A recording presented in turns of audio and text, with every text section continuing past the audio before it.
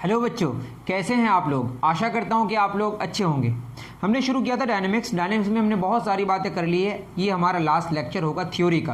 अगर आपको क्वेश्चंस करने हैं तो क्वेश्चंस के हम अलग से लेक्चर रिकॉर्ड कर चुके हैं, लेवल 1 का, लेवल 2 का, लेवल 3 का, तो उसको आप अच्छे तरीके से देख सकते हैं। तो मैं लेक्चर्स पे ज़्यादा न्यूमेरिकल्स या उससे रिलेटेड जो प्रॉब्लम्स नहीं कराता हूँ, बस थ्योरी को क्लियर कराने की कोशिश करता हूँ। तो चलिए थ्योरी लास्ट वाला जो है उसको क्लियर करते हैं, ठीक है, समझे। हाँ, तो लास्ट जो हमारा लेक्चर है, इसमें जो अभी हमारा लास्ट लेक्चर होगा डायनेमिक्स का, उसमें हम लोग पढ़ेंगे रोटेशन के बारे में। जितनी सारी चीज़ें बची खुची है सब पढ़ लेंगे, ठीक है। Rotational motion and circular motion. कौन सा मोशन? तो सबसे पहले बात करते हैं रोटेशनल मोशन की। तो हम लोगों ने जितनी सारी बातें अब तक पढ़ी है वो सारी बातें एक्चुअली लीनियर मोशन की। कौन सी बात है? लीनियर मोशन की, ठीक है। कौन सी बात है? लीनियर मोशन की। तो बॉडी लीनियरली अगर चले, मतलब ये हम कहना चाह रहे हैं, मानते हैं कि हमारे पास ये फैन का ये ब्लेड है और ये ऐसे मूव कर रहा है, ठीक है। अगर आप देखेंगे तो ये जो पॉइंट है इसके साथ अगर आप देखें तो यहाँ से ये पॉइंट ए से ये बी में आया, तो यहाँ से यहाँ तक क्या हुआ? डिस्प्लेसमेंट हुआ। क्या हुआ? ये डिस्प्लेसमेंट हुआ। लेकिन ये जो घूमा ये वाला, ये एंगल कितना कवर किया, ये हो गई बात रोटेशन की। ये जो बात करेंगे आप, ये कॉर्ड होगा, ये डिस्प्लेसमेंट की बात होगी, ये आपके डिस्टेंस की बात होगी, लेकिन ये कितना रोटेट किया, ये रोटेशन की बात होगी। फिर रोटेशन जो होगा, जो रोटेशनल डिस्प्लेसमेंट जिसको हम एंगल कहते हैं, ये एंगल टाइम के साथ फिर कुछ होगा तो वो एंगुलर वेलोसिटी होगी। बहुत सारी बातें हम लोग डिस्कस करेंगे। मतलब यह है कि रोटेशन के बारे में हम लोग डिस्कशन करेंगे। तो रोटेशनल मोशन में सबसे पहले जो एक टॉपिक पढ़ना पड़ता है उसका नाम है रिजिड बॉडी। ये बात आप अगर आपको पढ़ने ना पड़े तो बहुत सिंपल सी बात है, कुछ नहीं। देखिए, एक ब्लेड है, इसका जो एक्सट्रीम पॉइंट है, इसका टॉप पॉइंट है, वो कहाँ से कहाँ तक है? ए से बी आया, ये डिस्टेंस कवर किया, ये डायरेक्टली क्या होगा? डिस्प्लेसमेंट होगा। लेकिन ये जो कितना घूमा, ये हो गया आपका एंगुलर डिस्प्लेसमेंट, जो कि आपको रोटेशन में पढ़ना पड़ेगा, ठीक है। तो रोटेशनल मोशन में सबसे पहले हम लोग जो बात करेंगे उसका नाम है रिजिड बॉडी। कौन सी body?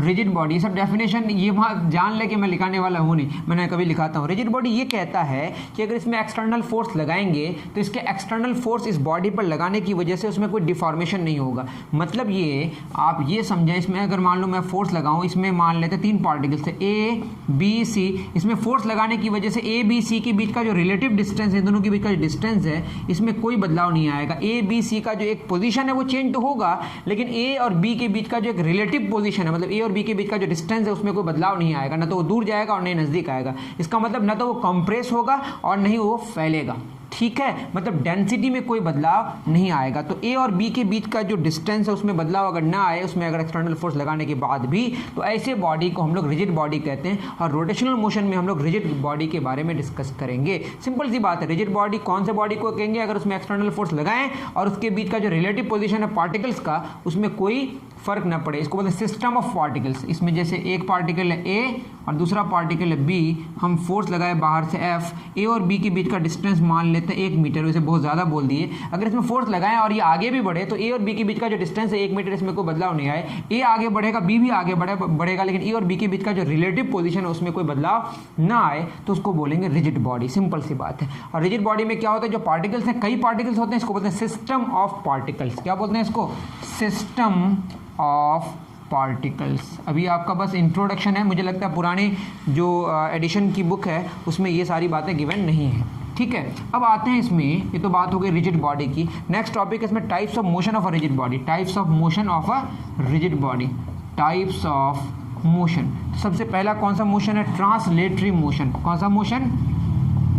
Translatory motion. Translatory motion में अगर देखेंगे तो मान लेते हैं कि एक इंक्लाइंड प्लेन है। इस इंक्लाइंड प्लेन में एक ऑब्जेक्ट है, ठीक है, ये आगे बढ़ रहा है। तो यहाँ पे ये वाला पार्टिकल मान लेते हैं फर्स्ट पार्टिकल है, ये सेकंड पार्टिकल है, ये थर्ड पार्टिकल है। इसकी जो इसकी वेलोसिटी क्या होगी? सेम होगी। किसी की वेलोसिटी अलग अलग ना हो तो उसको हम क्या बोलते हैं? Translatory motion. कौन सा मोशन? Translatory motion. तो आप कहेंगे कि फिर कौन सा मोशन है? ट्रांसलेटरी मोशन में क्या होता है? हर एक किसी भी इंस्टेंट में जो हर एक पार्टिकल्स की जो वेलोसिटी होगी, वेलोसिटी मतलब स्पीड और डायरेक्शन, वो सेम होगा, अलग अलग नहीं होगी। तो ऐसे मोशन को हम ट्रांसलेटरी मोशन कहते हैं, ठीक है। मैं फिर कह रहा हूँ, ट्रांसलेटरी मोशन किसको कहेंगे? जो सिस्टम ऑफ पार्टिकल्स हैं, पार्टिकल्स जितने सारे उसमें इन्वॉल्व हैं, वो अगर चले तो उस इंस्टेंट में जो वेलोसिटी होगी, हर एक पार्टिकल्स की अगर वेलोसिटी सेम हो, उसको हम क्या बोलेंगे? Translatory motion.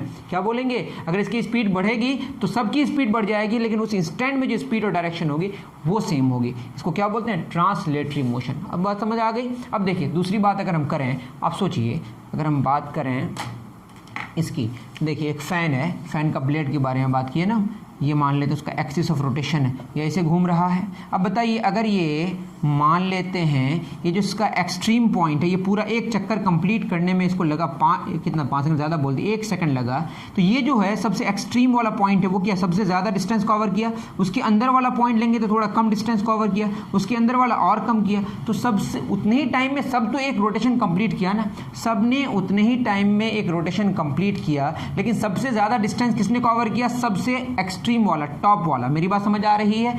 ये जो टिप है, टिप वाला जो पॉइंट है सबसे ज़्यादा डिस्टेंस कवर किया, और सबसे अंदर वाला सबसे कम डिस्टेंस कवर किया। इससे क्या पता चला बताइए? जो ये पार्टिकल की स्पीड है वो सबसे ज़्यादा होगी, धीरे धीरे अंदर वाले पार्टिकल्स की जो स्पीड होगी वो कम से कम होती जाएगी। ऐसे मोशन में रोटेशन आ जाता है। उस मोशन को क्या बोलते हैं? Rotational motion. कौन सा मोशन? Rotational motion. तो आप समझ गए। तो दूसरा कौन सा मोशन है आपका?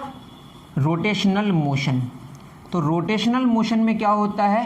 एक एक्सिस के अबाउट अलग अलग पार्टिकल्स घूमते हैं, और अलग अलग पार्टिकल की जो स्पीड होती है वो अलग अलग होती है। सबसे ज़्यादा किसकी होगी? एक्सट्रीम वाले की। ठीक है, इसी को अगर हम इस तरीके से बनाएं, ठीक है, सॉरी यहाँ तो बन ही नहीं पाएगा। ये तो हो गया, समझ गए आप कौन सा मोशन है? ये रोटेशनल मोशन। रोटेशनल मोशन में क्या होता है कि एक एक्सिस के अबाउट सारे पार्टिकल्स घूमते हैं, और टॉप का जो पार्टिकल होता है वो सबसे ज़्यादा स्पीड में घूमेगा, क्योंकि एक चक्कर कंप्लीट करने में जो टाइम लगाएगा वो सब टॉप का भी अंदर का भी सबका क्या होगा? टाइम तो सेम होगा, लेकिन डिस्टेंस सबसे ज़्यादा कवर कौन करेगा? टॉप वाला। तो सबसे ज़्यादा स्पीड किसकी होगी? टॉप की। उसके अंदर की स्पीड क्या होती जाएगी? कम होती जाएगी। तो इस मोशन को जो एक्सिस, एक एक्सिस के अबाउट सारे पार्टिकल्स घूमते हैं, सिस्टम ऑफ पार्टिकल्स घूमते हैं, उस मोशन को हम लोग बोलते हैं रोटेशनल मोशन। कौन सा मोशन? ऐसा नहीं है ना कि वो टॉप वाला पहले आ गया और ये यहाँ पे आया बाद में, ऐसा तो नहीं होता है ना, क्या ये पहले आ गया या बाद में आया, ऐसा नहीं। सब रिजिड बॉडी है। रिजिड बॉडी है तो 1 सेकंड में एक चक्कर कंप्लीट जो करेगा सारा का सारा एक चक्कर कंप्लीट करेगा, लेकिन डिस्टेंस सबसे ज़्यादा कवर कौन किया? टिप। तो सबसे ज़्यादा स्पीड किसकी होगी? टिप की। इतनी बात तो समझ आ रही है ना। तो रोटेशनल मोशन में अलग अलग पार्टिकल की स्पीड अलग अलग होती है, और ट्रांसलेटरी मोशन में हर एक पार्टिकल की स्पीड और डायरेक्शन सेम होती है, मतलब वेलोसिटी सेम होती है।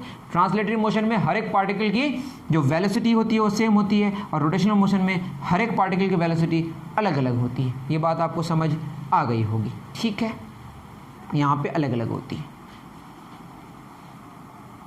चलिए, बहुत अच्छी बात। अब आते हैं हम लोग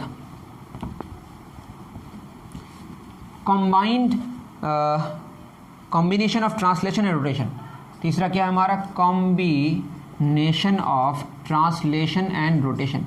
ये किस केस में होगा? मान लेते हैं कि इंक्लाइंड प्लेन है और यहाँ पे एक कोई सिलेंडर है और ये रोल करके आगे जा रहा है। तो बताइए, तो अगर इसको थोड़ा बड़ा बनाऊं,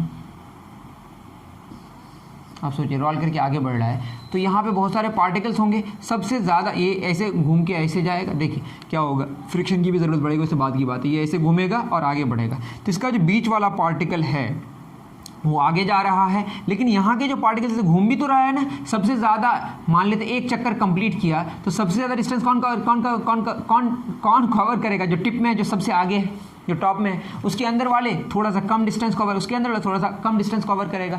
तो इससे क्या पता चला? अलग अलग पार्टिकल्स की यहाँ पे अगर देखें तो वेलोसिटी क्या होगी? अलग अलग होगी, लेकिन एक ऐसा पार्टिकल होगा जो किसी के अबाउट नहीं घूम रहा है, वो बस वो आगे जा रहा है। तो क्या हो गया बताइए? ये ट्रांसलेटरी मोशन, और ये जो पार्टिकल्स हैं वो क्या कर रहे हैं? Rotatory motion. तो यहाँ पे ट्रांसलेशन भी है और रोटेशन भी है। तो ये बात समझ आ गई। एक यहाँ पे एक और इम्पॉर्टेंट बात की है प्रीसेजन की। किसकी बात की है?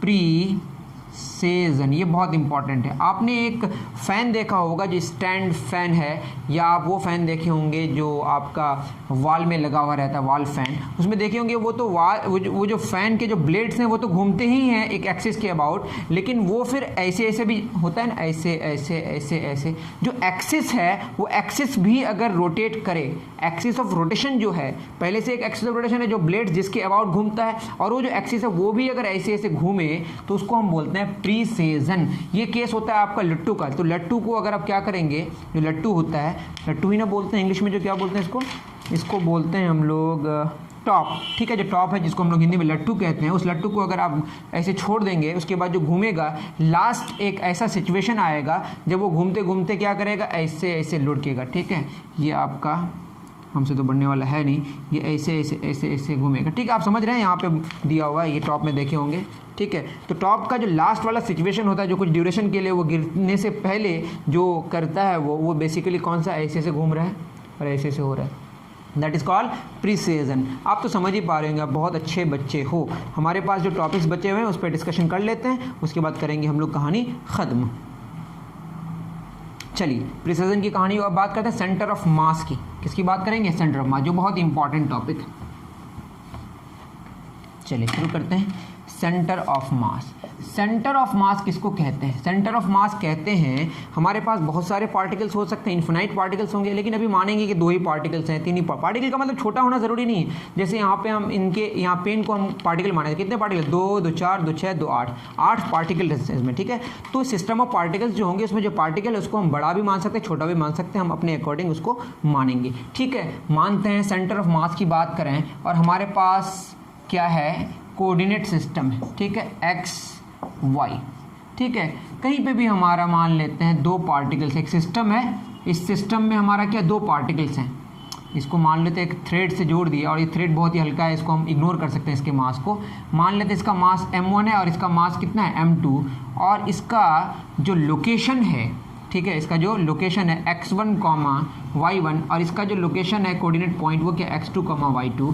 तो इसका जो सेंटर ऑफ मास कहीं पे होगा, इसके बीच में लाई करेगा, वो सेंटर ऑफ मास जो होगा उसको डिफाइन किया गया है। ये 2 ही पार्टिकल अभी हम ले रहे हैं, ठीक है।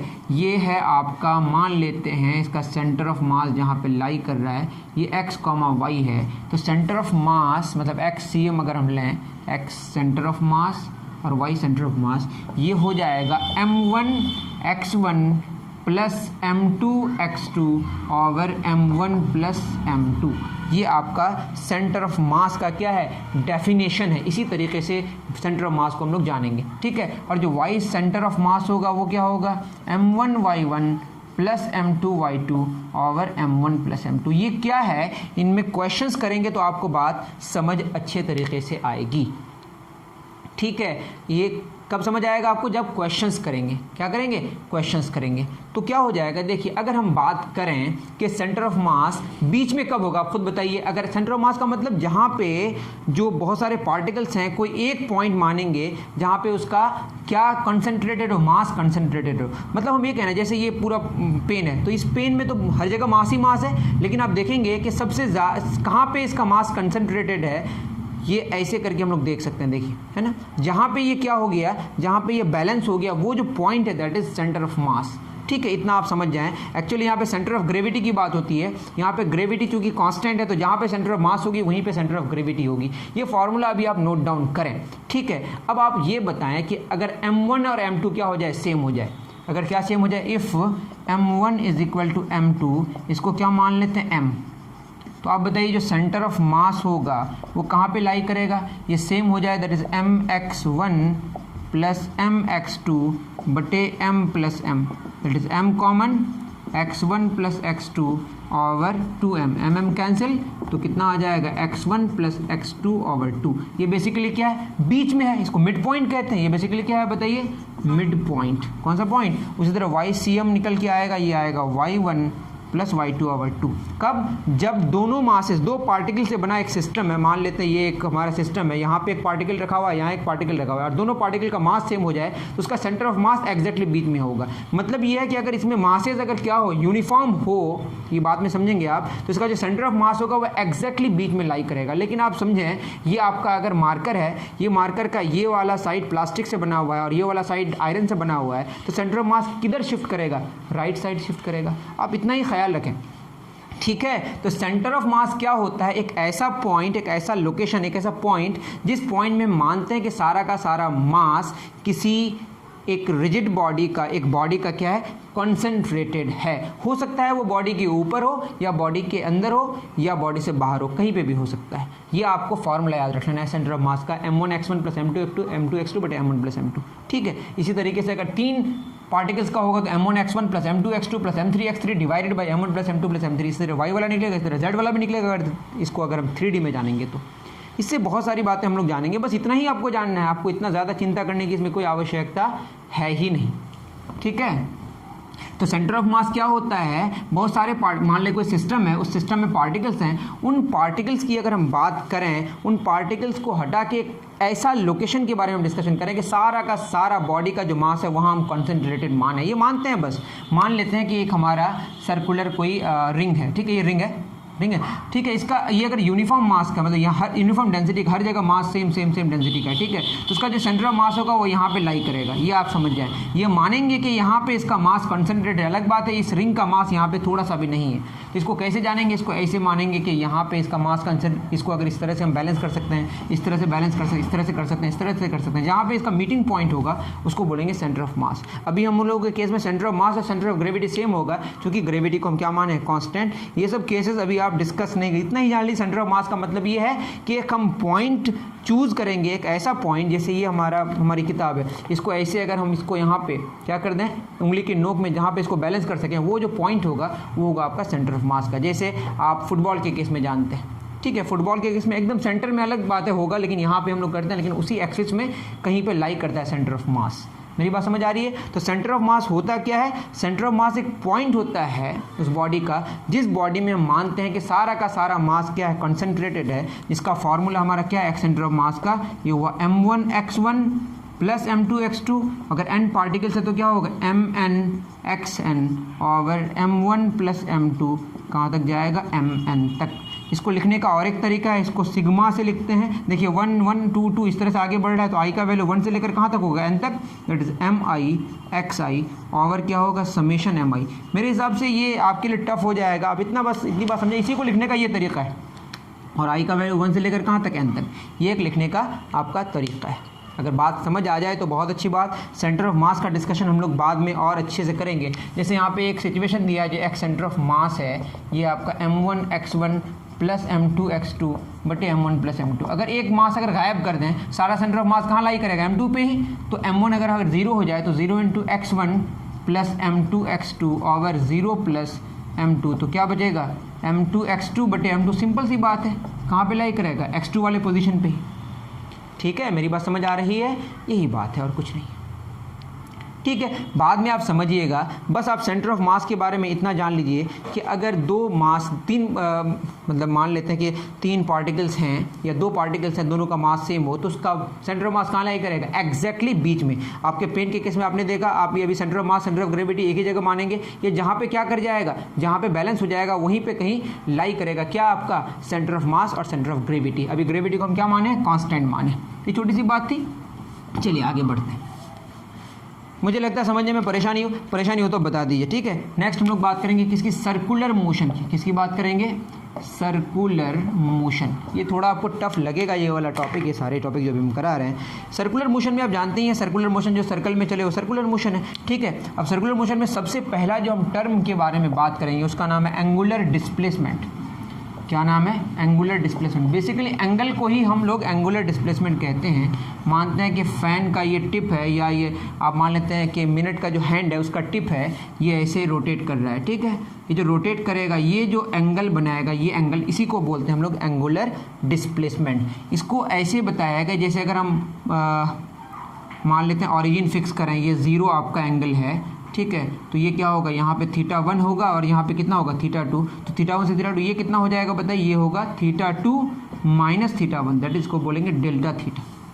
मेरी बात समझ आ रही है, ये बात आपको समझ आई कि नहीं। देखिए यहाँ पे मान लेते हैं एंगल 10 डिग्री हुआ और यहाँ से यहाँ तक कितना हुआ 30 डिग्री, तो 30 माइनस 10 ये कितना होगा 20 डिग्री, तो डेल्टा थीटा बोलेंगे डिस्प्लेसमेंट। कौन सा डिस्प्लेसमेंट, डेल्टा थीटा, ठीक है।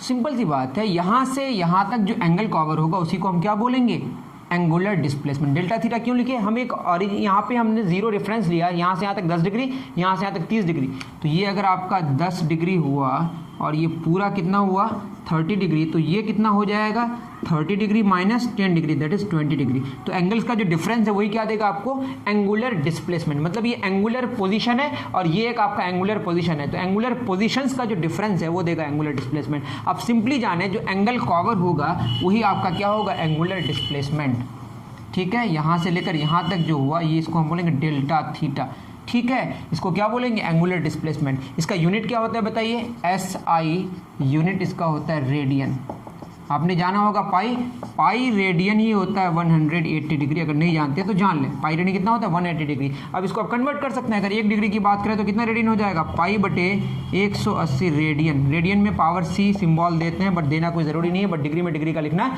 ज़रूरी है। अगर आपको 45 डिग्री का निकालना है तो क्या हो जाएगा, पाई बटे 180 गुना 45 क्या आ जाएगा, रेडियन। ठीक है, ये हो जाएगा पाई ओवर 4। आपको बस याद रखना है पाई रेडियन 180 डिग्री होता है या 180 डिग्री बराबर पाई रेडियन होता है। रेडियन क्या है, ऐसा यूनिट है किसका, एंगल का। सिंपल सी बात है। जैसे आप लीनियर डिस्प्लेसमेंट में पढ़े हैं, लीनियर डिस्प्लेसमेंट को अगर टाइम से डिवाइड करेंगे तो आपको क्या मिलेगा, लीनियर वेलोसिटी।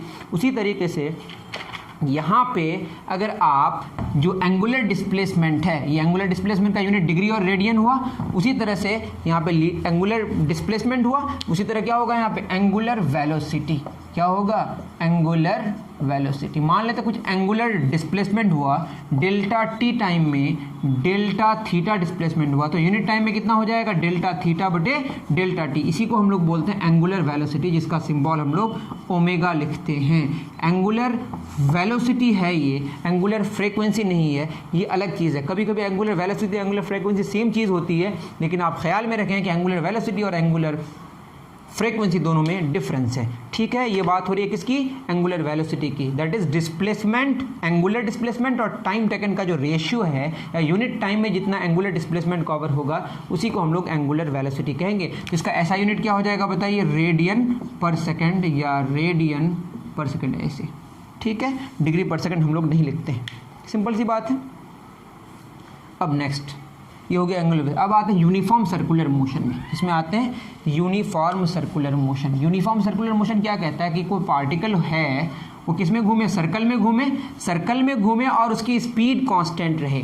एक पार्टिकल है ए से ऐसे घूमना शुरू किया, फिर ए में ही आया, अगर वो सर्कल में घूमे और इसकी स्पीड क्या रहे, कांस्टेंट, तो स्पीड रहेगा आपका कांस्टेंट, लेकिन डायरेक्शन तो चेंज होते जाता है ना। कोई सर्कुलर मोशन में घूमे, ठीक है, स्पीड कांस्टेंट है, लेकिन डायरेक्शन चूंकि चेंज होते जा रहा है, और डायरेक्शन के चेंज होने की वजह से क्या चेंज हो रहा है, वेलोसिटी चेंज होगा। और किसी पार्टिकल की अगर वेलोसिटी चेंज होगी, दैट मीन्स उसमें एक्सेलरेशन की बात होगी। किसकी बात होगी, एक्सेलरेशन की बात होगी। तो एक बात समझ आ गई कि वो पार्टिकल है, यूनिफॉर्म सर्कुलर मोशन में क्या होगा, in a circle, motion in a circle, और कैसी स्पीड, कांस्टेंट स्पीड। लेकिन हर एक इंस्टेंट में क्या चेंज हो रही है, डायरेक्शन। और जब डायरेक्शन चेंज होगी, direction changes at every instant, ये क्या इंप्लाई कर रहा है कि वेलोसिटी चेंजेस, मतलब क्या होगा, एक्सेलरेशन होगा। जब एक्सेलरेशन होगा तो फोर्स लगेगा, और यहाँ पे जो फोर्स लगेगा उस फोर्स का नाम है, ये फोर्स हमेशा अंदर की तरफ लगता है, इसको बोलते हैं हम लोग सेंट्रीपिटल फोर्स। कौन सा फोर्स, सेंट्रीपिटल फोर्स। और सेंट्रीपिटल फोर्स कुछ होता नहीं है, जैसे अगर अप्रॉक्सीमेटली माने कि सन के चारों ओर अर्थ घूमता है और वो सर्कल में घूमता है, और उसके लिए जो फोर्स लग रहा है उसके लिए सेंट्रीपिटल फोर्स लगेगा, और वहाँ पे जो सेंट्रीपिटल फोर्स प्रोवाइड कर रहा है वो कौन कर रहा है, gravitational force. That means centripetal force कह के कुछ होता नहीं है, वो एक पोस्ट का नाम है, उसको प्रोवाइड करने वाला कौन है, ग्रेविटेशनल फोर्स। जैसे इलेक्ट्रॉन की बात करें, इलेक्ट्रॉन न्यूक्लियस के चारों ओर घूमता है, वहाँ पे कौन प्रोवाइड कर रहा है, इलेक्ट्रोस्टैटिक फोर्स। इसी तरीके से कोई आपका सेंट्रीपिटल फोर्स अलग से कोई फोर्स नहीं है, उस फोर्स को कोई ना कोई प्रोवाइड करता है। जैसे मैंने बताया, आपको बात समझ आई होगी। ठीक है, साइकिल अगर आप सर्कल में घुमाते हैं, वहाँ पे कौन इन्वॉल्व है, वहाँ पे फ्रिक्शन है, वहाँ पे कौन है, फ्रिक्शन। ये बात आप बाद में समझ पाइएगा। ठीक है, ये क्लियर हो गया। यूनिफॉर्म सर्कुलर मोशन में स्पीड कांस्टेंट होता है, सर्कल में घूमता है, चूंकि स्पीड कांस्टेंट होता है, ठीक है, लेकिन डायरेक्शन तो चेंज हो रहा है, डायरेक्शन के चेंज होने की वजह से वेलोसिटी चेंज होगा, जब वेलोसिटी चेंज होगा तो एक्सेलरेशन होगा, और यहाँ पे जो फोर्स लगेगा उसका नाम है सेंट्रीपिटल फोर्स। सेंट्रीपिटल फोर्स कह के कुछ होता नहीं, इसको प्रोवाइड किया जाता है बाहर से। क्लियर है, ये सब बातें मैं थोड़ा फास्ट बोल रहा हूँ, इतना ज़रूरी है फास्ट बोलना। यहाँ पे एक बात होगी, relation between v r and omega. V r and omega, omega क्या है आपका, एंगुलर वेलोसिटी। ओमेगा क्या है आपकी, एंगुलर वेलोसिटी। तो मैं अगर बात करूँ, आपको पता होना चाहिए कि ये डेल थीटा है, और ये जो डिस्टेंस कवर करता है इसको एल कहते हैं, और ये रेडियस है। तो डेल थीटा बराबर होता है एल बटे आर। ये एल को हम डेल्टा एक्स मान लेते हैं, ये बहुत छोटा सा मान लेते हैं, ये बहुत छोटा है। ठीक है, तो क्या हो जाएगा, इसको अगर हम डेल्टा थीटा बटे ये डेल्टा एक्स मान लेते हैं, ये फॉर्मूला होता है थीटा बराबर एल बाई आर। अगर नहीं जानते जान लीजिए, ये थीटा है और ये आपका एल है, ये आर है, फॉर्मूला होता है थीटा बराबर एल बटे आर। तो डेल्टा थीटा बटे अगर डेल्टा टी करूँ तो ये क्या हो जाएगा, डेल्टा एक्स बटे आर इंटू 1 बटे, या हम इसको लिख लेते हैं 1 बटे आर इधर, और ये होगा डेल्टा एक्स बटे डेल्टा टी। तो बताइए ये क्या है आपका एंगुलर वेलोसिटी ओमेगा 1 बटे आर, और ये क्या है डेल्टा एक्स बटे डेल्टा टी, ये आपका लीनियर वेलोसिटी जिसको हम वी से डिनोट करेंगे। ये छोटे से वेलोसिटी के लिए आई थिंक, तभी तो वैलिड होगा ना, ठीक है व्हाटएवर। अब देख लीजिए तो क्या हो जाएगा, v बराबर आर ओमेगा। बस ये रिलेशन आप जान लें, आपको ज़्यादा यहाँ पे चिंता करने की ज़रूरत नहीं है, ठीक है। इतनी बात समझ पा रहे हैं आप। तो v बराबर क्या हो गया, आर ओमेगा। इसके बाद आपको इतने ज़्यादा नहीं जाना, v बराबर बस आर ओमेगा जानिए, ठीक है। ज़्यादा चिंता करने की ज़रूरत नहीं है, जितना मैंने बताई उतनी बात आपने जानना है बस, ठीक। याद रहे छोटा सा ही डिस्प्लेसमेंट के लिए लिए हैं, तभी ये वैलिड है, I think so. I am sorry अगर कुछ थोड़ा सा गलत हो जाए, ठीक है। अब आते हैं किसमें, एंगुलर मोमेंटम में। यहाँ पे जो बात करी है, यहाँ पे तो एक्सेलरेशन की बात ही नहीं किया, एंगुलर मोमेंटम। कौन सा मोमेंटम बताइए, एंगुलर मोमेंटम। आप एक बात का ख्याल रखें, जैसे सन के चारों ओर, मैं किसकी बात कर रहा हूँ, ठीक है।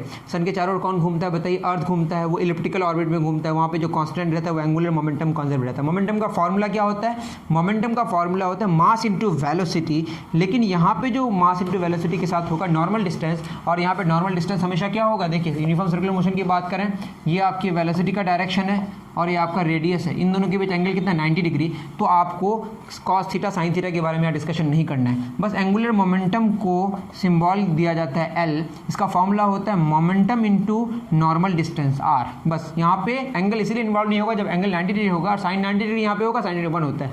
आप ये जाने इसका फॉर्मूला होता है, छोड़िए आप टेंशन मत लीजिए, m v r sine theta, ठीक है। M b momentum, r normal distance, sine theta r और एम बी के बीच का डिस्टेंस, ठीक है, सॉरी एंगल।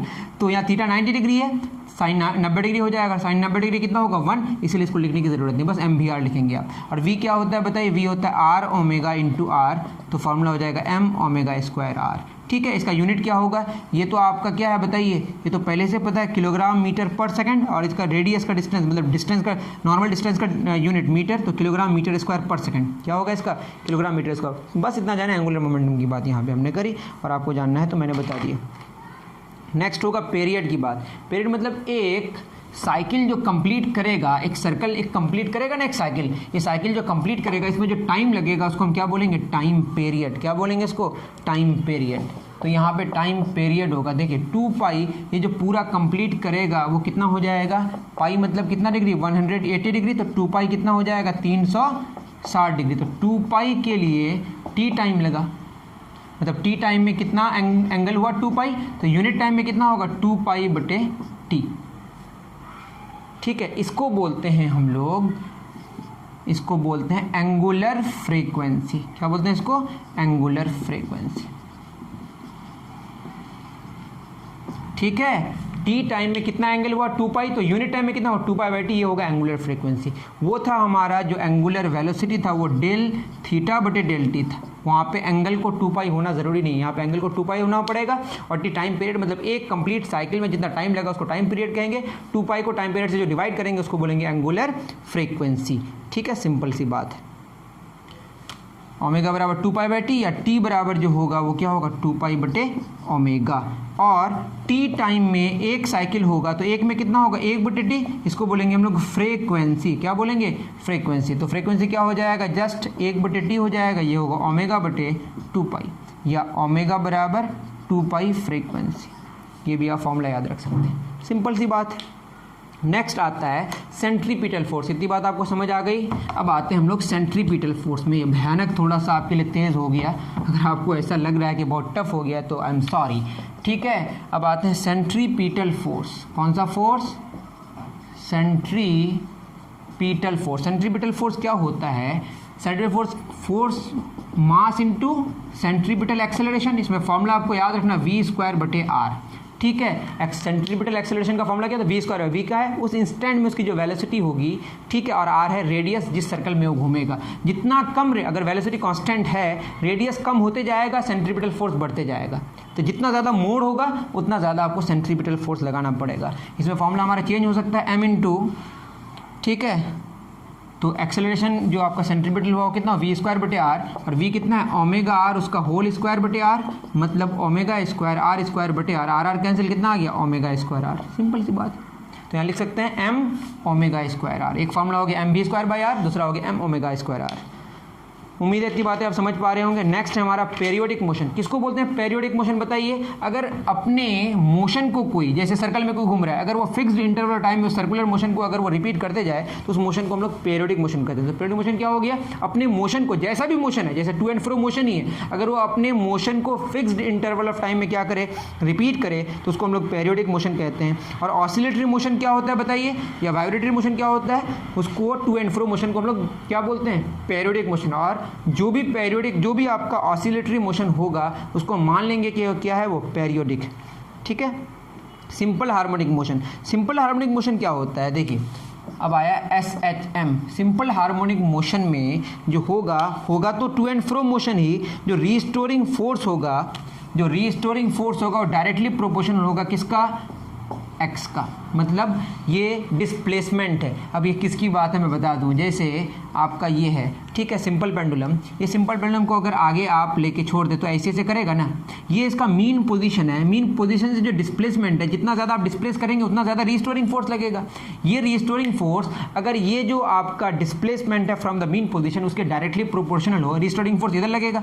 आप अगर इसको क्या करें, इधर लेके छोड़ दें तो क्या होगा? फोर्स इधर लगेगा ना, जा इधर रहा है लेकिन रीस्टोरिंग फोर्स वापस इधर लग रहा है। ठीक है। तो रीस्टोरिंग फोर्स इसका डिस्प्लेसमेंट का डायरेक्टली प्रोपोर्शनल होता है बट नेगेटिव डायरेक्शन में। तो यहाँ पावर कितना है? 1 है। अगर ऐसा केस होगा तो इसको बोलेंगे ये टू एंड फ्रो मोशन भी है, और जो रीस्टोरिंग फोर्स है डायरेक्टली प्रोपोर्शनल है किसका? Displacement from the mean position. उसका पावर कितना है? 1। 3 होगा तो कुछ और होगा, 5 होगा तो कुछ और होगा, सिर्फ ऑड ही होता है। ठीक है। तो ये है आपका ऐसा मोशन जो टू एंड फ्रो मोशन हो और इसमें जो रीस्टोरिंग फोर्स हो वो डायरेक्टली प्रोपोर्शनल हो किसका? Displacement from the mean position. इसको हम लोग बोलते हैं सिंपल हार्मोनिक मोशन। क्या बोलते हैं इसको? Simple harmonic motion. ठीक है। क्या बोलते हैं इसको? Simple harmonic motion. अब क्या होगा इसकी ही अगर बात करें, ये इसका क्या है? सेंटर ऑफ मास, और ये आपका रिजिड सपोर्ट है। ये जो डिस्टेंस है इसको बोलते हैं लेंथ ऑफ स्ट्रिंग, जो L होता है। और यहाँ पे जो एक्सेलरेशन ड्यू टू ग्रेविटी होता है उसको G बोलते हैं। ठीक है। इसमें जो एक बार जाएगा, देखिए जाएगा, जाके वापस आएगा, वापस आके पीछे जाएगा, फिर यहाँ आएगा, ये स्मॉल डिस्प्लेसमेंट होगा। वैसे ये जो पूरा कंप्लीट गया आया, ये जो कंप्लीट हुआ इसको बोलते हैं क्या? एक ऑसिलेशन कंप्लीट हुआ, गया वापस आया। वापस आने का देखिए यहीं पे आया लेकिन डायरेक्शन तो इधर है ना, फिर पीछे जाएगा, फिर आगे आएगा। अब डायरेक्शन इधर है, तो शुरू में भी डायरेक्शन इधर था, अभी भी डायरेक्शन इधर है, तो आपको पॉइंट भी रिस्टोर करना पड़ेगा और डायरेक्शन भी रिस्टोर करना पड़ेगा। अगर वहाँ पे दोबारा आ गया तो समझ जाइए कि उसने एक ऑसिलेशन कंप्लीट कर दिया। ठीक है। मैं फिर कह रहा हूँ, देखिए ये है आपका, इसमें अगर हम बात करें इसका जो लेंथ होगा वो क्या होगा? रिजिड सपोर्ट से इसका सेंटर ऑफ मास के बीच का डिस्टेंस, ये जाएगा वापस आएगा। जब वापस आएगा तो डायरेक्शन अब इधर है ना, वो सेम पोजीशन पे आ गया लेकिन डायरेक्शन सेम नहीं है, फिर पीछे आएगा, फिर पीछे से फिर आगे जाएगा। तो ये जो कंप्लीट हुआ इसको बोलते हैं एक ऑसिलेशन कंप्लीट हुआ। इसके लिए जो टाइम लगा उसको बोला टाइम T लगा। जो टाइम पीरियड होगा वो होगा ये जो बॉब का मास है इसके मास पे इंडिपेंडेंट होगा, और इसको लेंथ है ये लेंथ पे डिपेंड करेगा, लेकिन इसका मास को अभी हम इग्नोर करेंगे। मानते हैं कि बॉब का मास इतना ज़्यादा है इसके रिस्पेक्ट में कि इसका मास को क्या मानेंगे? मास लेस, मतलब स्ट्रिंग का मास को हम मानेंगे कि है ही नहीं। तो इसमें जो फॉर्मूला होगा T बराबर 2π√L/G, मतलब टाइम पीरियड जो होगा, लेंथ आप बढ़ाते जाएंगे तो टाइम पीरियड भी बढ़ते जाएगा, और एक्सेलरेशन ड्यू टू ग्रेविटी घटते जाएगा और टाइम पीरियड बढ़ते जाएगा। क्यों ऐसा होगा? क्योंकि एक्सेलरेशन ड्यू टू ग्रेविटी जो है जहाँ पे कम होगा वहाँ पे खिंचाव कम होगा, तो खिंचाव कम होगा तो वो स्लो आएगा, मतलब टाइम पीरियड बढ़ जाएगा।